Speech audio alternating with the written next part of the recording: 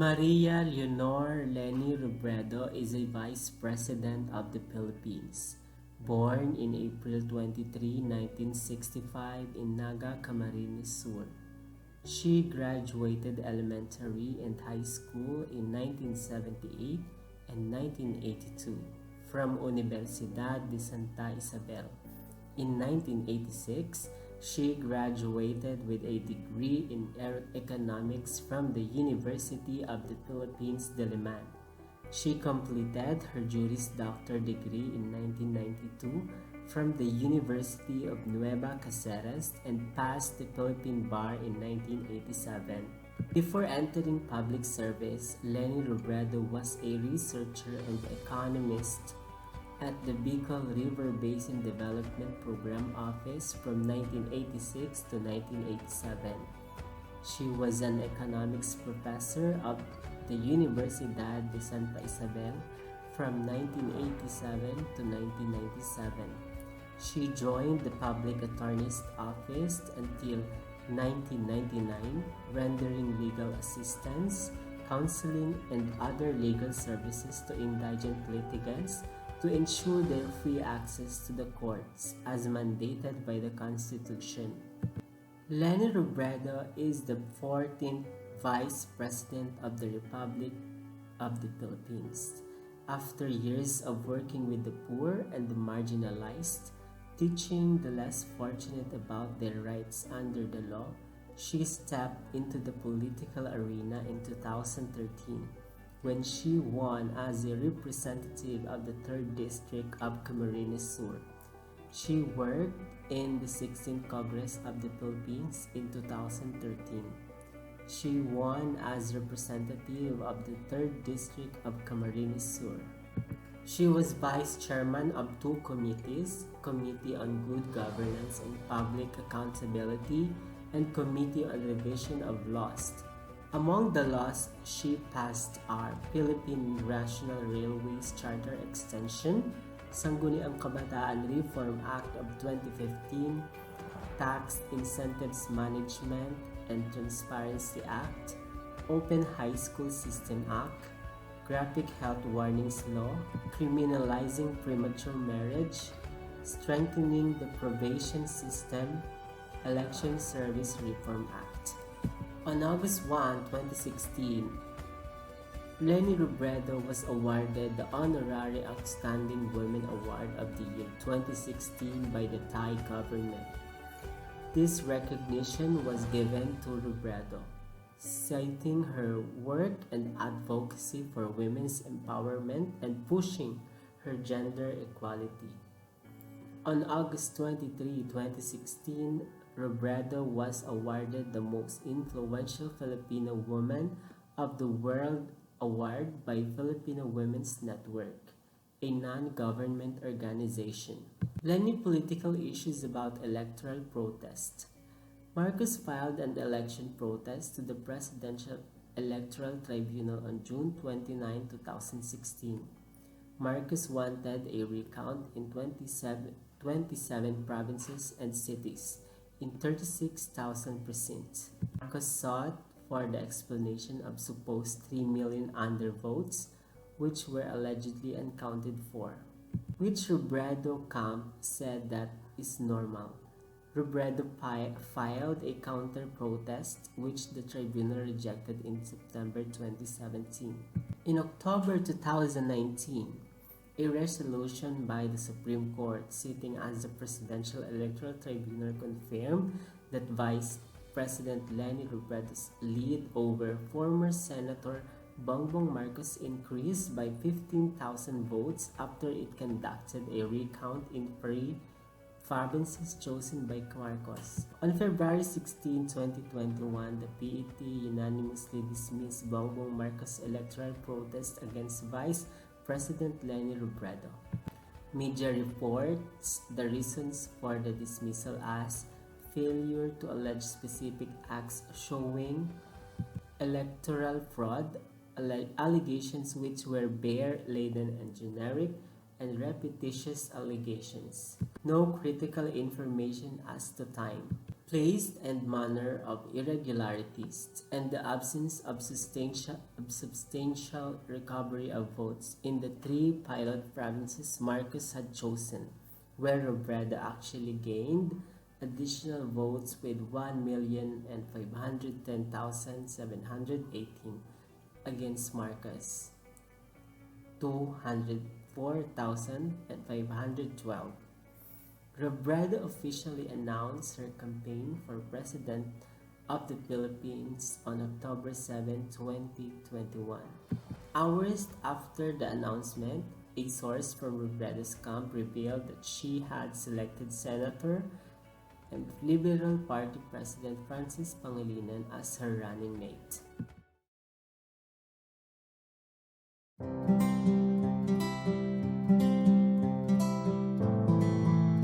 Panfilo Morena Lacson, or popularly known as Ping Lacson, was born on June 1, 1948 in Imus, Cavite. He is 73 years old, son of Buenaventura Lacson and Maxima Morena Lacson. He studied his elementary at Bayang Luma Elementary School and finished his secondary education at Imus Institute. He completed his bachelor's degree at the Philippine Military Academy. Then in 1996, he earned a postgraduate degree of Master in Government Management from the Pamantasan ng Lungsod ng Maynila. Married to Alice de Perillo Lacson and a father of 4 children. Lacson acquired a lot of achievement during his PNP chief and law enforcement career.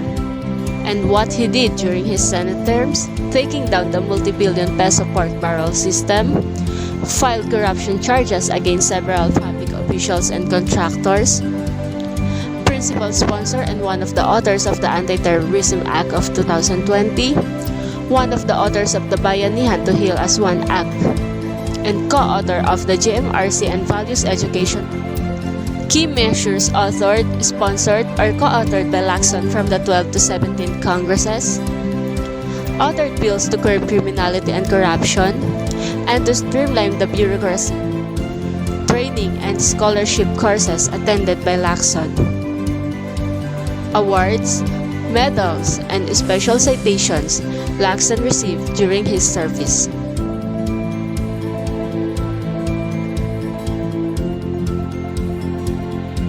Lacson got involved in the Coratong Balaling case of 1990, a criminal gang linked to a series of violent crimes that include kidnappings and bank robberies. But in November 13, 2012, the Supreme Court in an en banc decision denied the government's motion to revive the case and affirmed the lower court's decision dismissing it. He also got involved in the Dasur Corbito murder case, but then both Estrada and Lacson denied their involvement. He was named as the mastermind of the murders of Salvador Dasur and Emmanuel Corbito by the former police senior superintendent Cesar Moncao II. February 3, 2011, the Court of Appeals withdrew the murder charges against the senator. Lacson ran for president in the 2004 general election as an independent candidate. He finished third with 10.88% of the vote. And on September 8, 2021, Lacson and Tito Sotto launched their bid for president and vice president respectively for the 2002 Philippine national election. Ferdinand Bongbong Marcos Jr. Born on September 13, 1957. Second child of Ferdinand Marcos and Imelda Romualdez. Went to LaSalle Green Hills to finish grade school. Word School to finish secondary education. Oxford University to pursue undergraduate degree, earning special diploma in social studies. Took up Masters in Business Administration at Wharton School of Economics. Married to lawyer Luis Araneta Marcos and has 3 sons. His political career starts when he was elected as Vice Governor of Ilocos Norte. During his term, he initiated the Ilocos Norte Development Plan. He established processing storage facilities for Ilocos Norte primary agricultural product.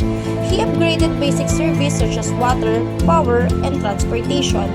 He expanded various roads, bridges, and other infrastructures. During his term as governor of Ilocos Norte, the province received several awards and citations in agriculture, education, tourism, infrastructure, sports, and arts and culture. As a congressman, he authored several House bills and resolutions, and one of it was the landmark law establishing the Philippine Youth Commission.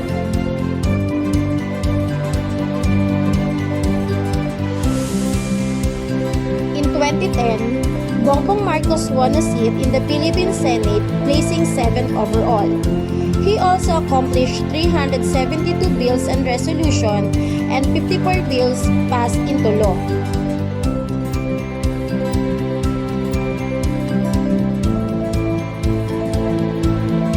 Several issues and cases are being linked to Bongbong Marcos. Some of these are the tax evasion case, his BP electoral protest against Robredo, disqualification cases, his Oxford degree, and the ill-gotten wealth.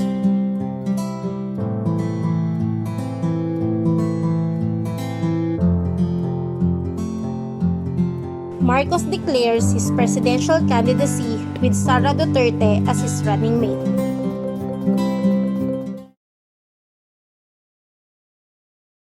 Emmanuel David Pacquiao Sr., also known as Manny Pacquiao, locally born on December 17, 1978 at the age of 42.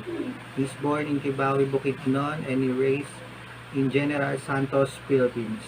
He is a former Filipino politician and resigned boxer, and his nickname is Pac-Man. He is regarded as one of the greatest professional boxers of all time. At the age of 14, Pacquiao moved in Manila and lived on the street. He worked as a construction worker and had a pick between enduring hunger or sending money for his family.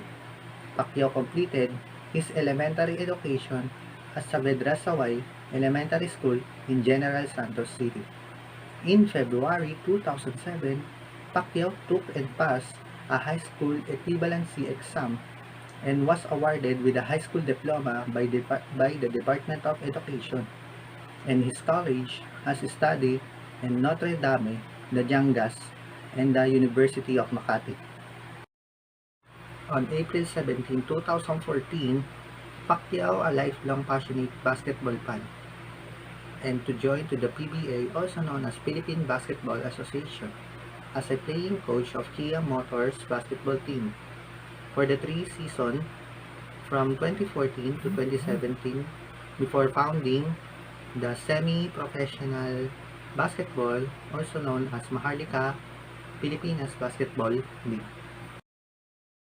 Pacquiao enlisted as a military reservist and was promoted with the rank of colonel in the Reserve Force of Philippine Army. He first entered to the Army Reserve Force on April 27, 2006 as a sergeant. Later, he promoted the technical sergeant. October 7, 2007, he became a master sergeant. On May 4, 2009, was given a special rank of senior master sergeant and was also designated as a command sergeant major of the 15th Ready Reserve Division. This issue between Rodrigo Roa Duterte and Manny Pacquiao, there is no need for the President Rodrigo Roa Duterte to issue apology to the Senator Emmanuel Pacquiao in Malacanang said. Presidential spokesperson Harry Roque made the remarks after the Pacquiao close ally. Pacquiao provoked a stone controversy on his home country after saying people in same-sex relationships are worse than animals. During his term as the representative of Sarangani from 2010 to 2016, Pacquiao passed a total of 7 laws. Pacquiao principally authored one of them and co-authored the remaining 6. Pacquiao also the co-author of 6 laws in the House of Representatives. These include, among others, in the Senate bill, arranged per date of the passage. Total of law passed by 12 as a principal author, 1 as one of the principal authors, 7 and the as of co-author is 4. Senator Manny Pacquiao, on October 1, 2021, filed the certificate of candidacy, joined the presidential race in 2022. He arrived around 9 a.m. at the Harbor Garden tent of Sofitel Hotel in Pasay City.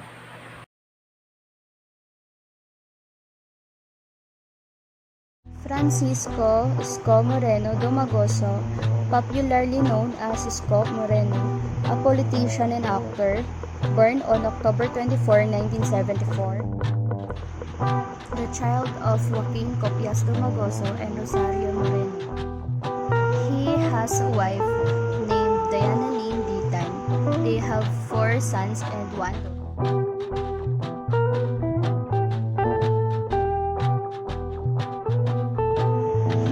Studied public administration at the University of City of Manila and enrolled in non-degree programs at the University of the Philippines, Diliman, the Harvard Kennedy School, and Said Business School.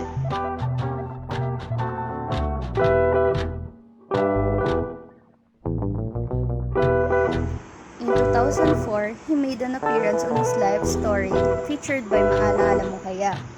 The episode titled Golaklat. Therefore, at the age of 23, he left showbiz to enter politics in 1998. He started his political career and became a councilor of Manila. After his third and final term as city councilor, he ran for vice mayor in 2007. He also serves as vice chairman of the Manila Historical and Heritage Commission. He studied law at Arellano University School of Law but quit in his second year when he was elected as Vice Mayor of Manila. In 2015, Moreno announced that he would run for Senator of the Philippines in 2000. Later on, his term as Vice Mayor of Manila ended on June 30, 2016.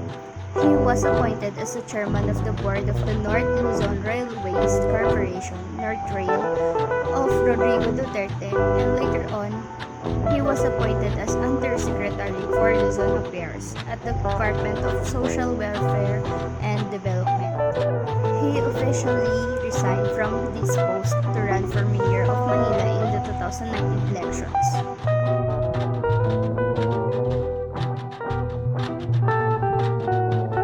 Moreno signed an ordinance that gives a monthly allowance for students and seniors, protecting the members of LGBT, Maynila Medical Center, revealed Manila Zoo, public housing for homeless and employees.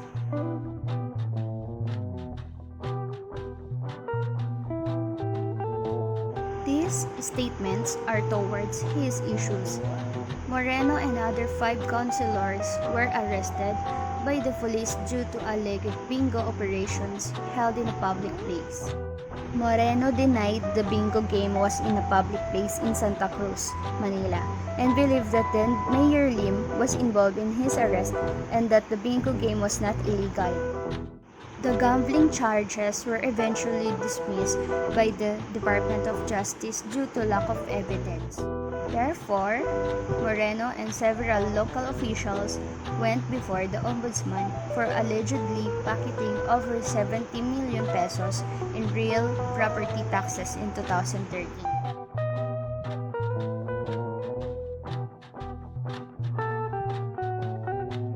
On September 22, 2021, Moreno declared his presidential bid in the upcoming 2022 election.